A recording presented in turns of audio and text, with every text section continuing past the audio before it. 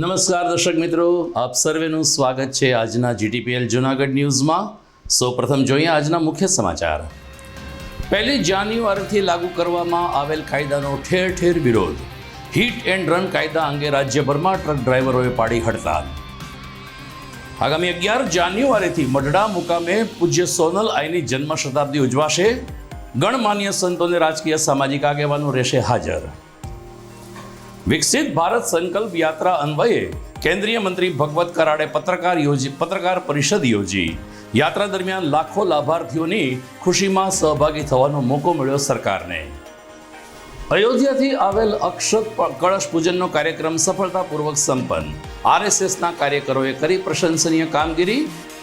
અને જોશીપુરામાં ફરી આખલાનો આતંક। બાઇક ઉપર જઈ રહેલ રત્ન કલાકારને પછાડતા માથાના ભાગે થયું ફ્રેક્ચર। આ તમામ સમાચાર આપણે વિગતવાર જોઈએ તે પહેલા લઈએ એક બ્રેક।